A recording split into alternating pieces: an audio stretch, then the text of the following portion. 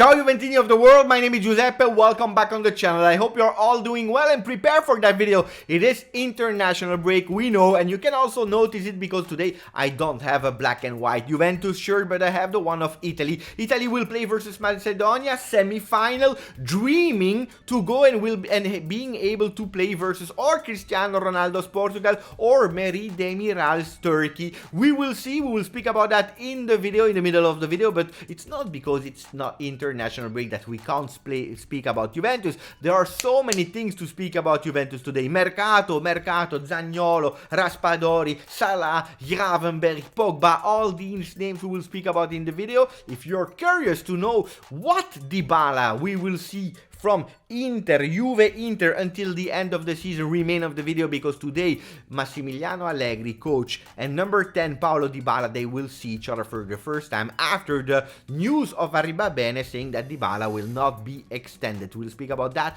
but then, and we will start the video with that, an epic news, something historical, something crazy happened yesterday. So remain on the channel if you want to know more. You put a maximum of like, you subscribe to the channel, notification ring on, we start.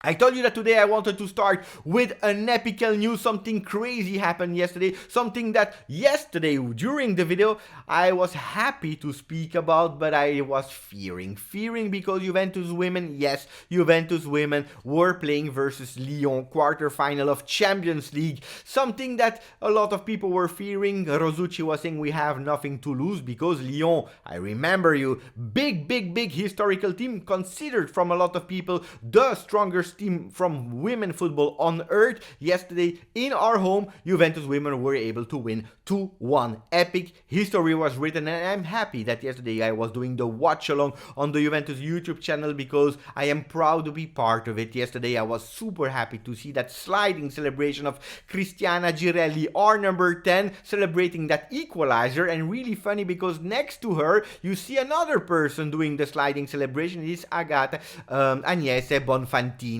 that scored after a few minutes. She was not aware at that moment the 2-1 victory for Juventus. Beautiful moments, but also after the game, seeing our left back Boatini crying. She was crying because probably she was remembering when she was a kid. She was already in Serie B supporting Juventus in the season 2006-2007, showing our beautiful black and white shirt as a supporter. Today she did something really historical. Will it be enough? We don't know it will be enough because the semi-final is closer, but there is another game to be played versus Lyon in their home. Juventus women nella storia, we are already in history, but we have to continue on the 31st of March, next Thursday. Pay attention guys, we continue. Is there something else that you have to be proud about? Absolutely yes, because even if it's not a trophy that you have to lift in the air, you can be proud about the fact that Juventus youth under 19 are already in semi-final of Champions League, our women quarter-final, and possibly maybe also in the semi-final. Juventus men eliminated versus Villarreal. It's true, in round of 16. It's true. Does it still hurt? Absolutely yes. But Juventus as a total, as a club, none other team in Europe was able to go with 3 teams so far in the competition, and we can be proud about our beautiful club if we are looking at it as from a point of view of a club. Really great, really beautiful. And then I want to say thank you to Tuttosport, because most of the time when Juventus women or other women team are playing, there is nothing to see on the front pages. They are putting it in page 14, 17, 20, nothing on the front pages. Today, Tuttosport, the only paper that was actually putting in a beautiful frame, Che women, what a women team. And I really want to thank you because it's really important. So I want also to hear all the women on the channel writing how proud you are, and then also are you following women sport and also the Juventus women team? Let me know in the comment guys. Now we will continue and speaking about all the Juve related news, starting with giovane italiano è pronto al salto. Niccolò è perfetto. He's young, he's Italian, and he's ready for the next step in his career. Niccolò Zaniolo is perfect. Is he really perfect? I don't know guys if he's really perfect, but if we are looking at all the parameters, Juventus, it looks like perfect. 22 years old, he's Italian, he's young, he's beautiful, he has a really small salary, 2 million euro at Roma. Even if we double it, 4 million euro, it will be perfect. Together with Federico Chiesa, with Locatelli, we are going for that really strong and young and Juventina hardcore. And that's beautiful. That's what we want to see at Juventus. Now, I know injuries and so on and so on and so on. I know all these kind of things, but for 40 million euro, I can reassure you guys, it will be a really beautiful deal. There is also Raspadori that is waiting. We remember the words of Carnevali that said, if we have to continue speaking with Juventus about other players and Locatelli,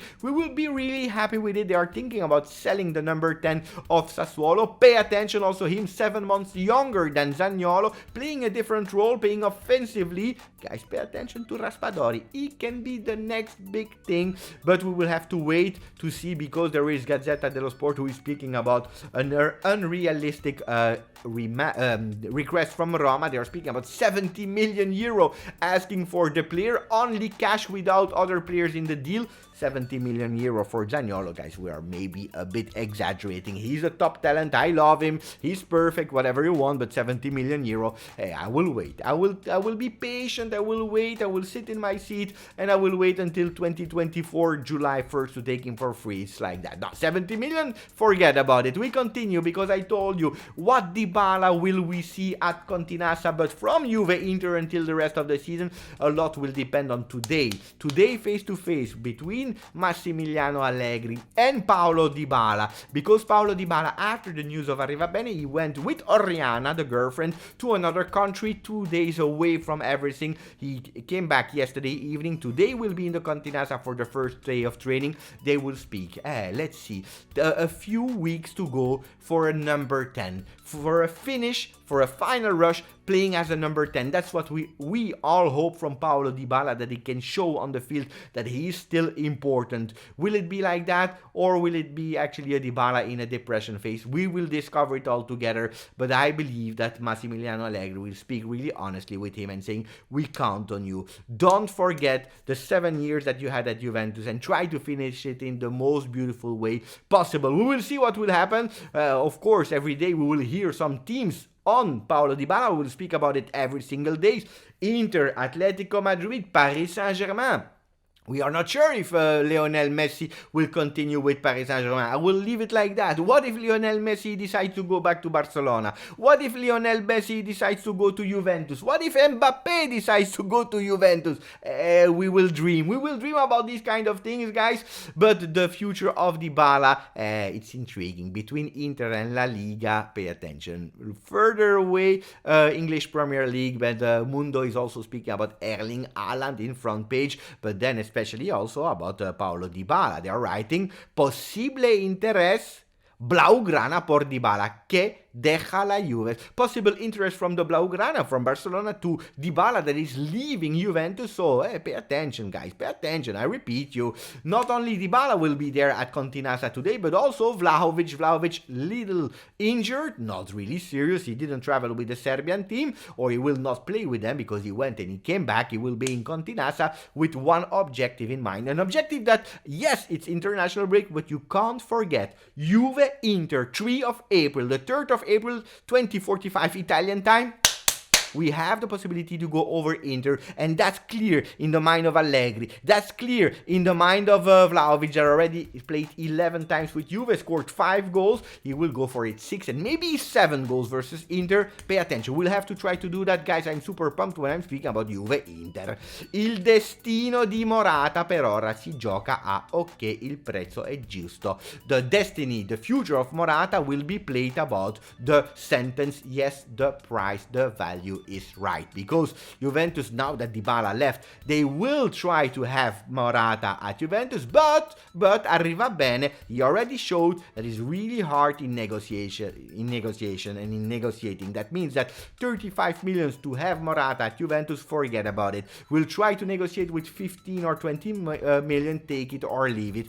Hopefully we can keep Morata, because we saw that the Morata there in that role, without having the tasks and the duties of a number 9, is giving the max. So hopefully we can have him, but for a low salary, for a low value. Otherwise, forget about it. And that's the same story about Cuadrado, that will have to negotiate. He has a salary of 5 million. Juventus will tell him, we want to continue with you, but like we said, for all the players, you lower your salary from 5 to 3.5, and you will not be anymore the center of the project. You will not be an undiscussed starter anymore, because you're already 34, because you will have to keep your energy, but an important jolly on the bench. I like that. I like that, to give us these kinds of boost of energy in second half. I like Cuadrado, rotation player. Why not? And apparently Cuadrado looks happy. Now we speak a bit before Mercato about the Italian national team with Corriere dello Sport, who is saying Fate l'Italia, a message for the Italian national team, saying you have to do Italy versus Macedonia. If you are not doing Italy, we will have some problems, and I totally agree with them.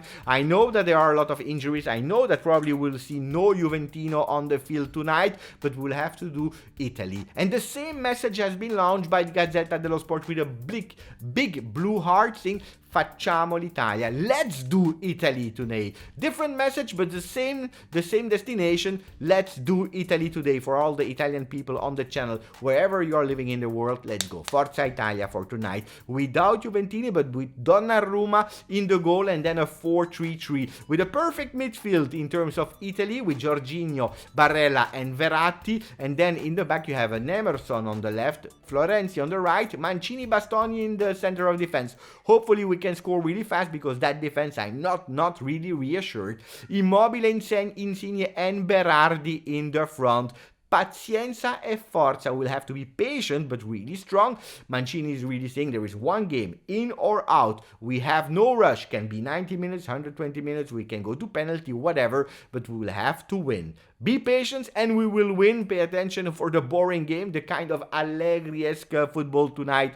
Only the win is important and what matters. We go back to Mercato, guys, with Mohamed El Shahali El Tactico, that is reporting the words of Fabiana Della Valle that was saying Bremer, Juventus didn't give up. They are still on the players. They are still on the player, even if he extended his contract until 2026 with Torino. Juventus is still on the player. It's not finished yet. Pay attention. But also Zaniolo and Raspadori that we already spoke about, but Gazzetta dello Sport, they are insisting, they are saying there is still the dream of Salah. Pay attention. We will continue to speak a lot about Salah in the next coming day. We will speak about it. I can guarantee you that we will continue to speak about Pogba.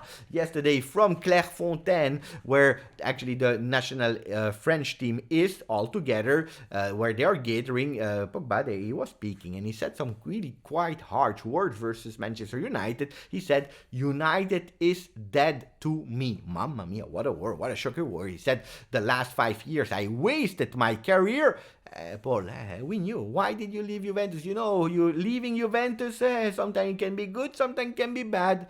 You remember the reference, but it is what it is for Paul Pogba. Another one that can not join Juventus, maybe it's Gravenberg. You know, I told you a few days ago that would be my dream in the midfield. Gravenberg is closer and closer to Bayern Munich, like Fabrizio Romano was reporting. There are progressing talks between Mino Raiola and the agent and Bayern Munich. So pay attention to him. Everything can happen. Everything can happen, but at the moment more Bayern Munich than something else. But when we have these kind of sad news about Gravenberg, we have to look at the bright side, the good news. What are the good news? Milik, when I saw this morning that he was closer to Torino, to the city of Turin, I was scared, but then I understood that they were speaking about Torino, our cousins, Le Granata, and then I said, okay, luckily I don't want to see him at Juventus. If he wants to live in the city of Torino, why not? But then to the other ones, and that's what he's doing, so pay attention to Milik. Not a Juve target anymore, because we have our Vlahovic.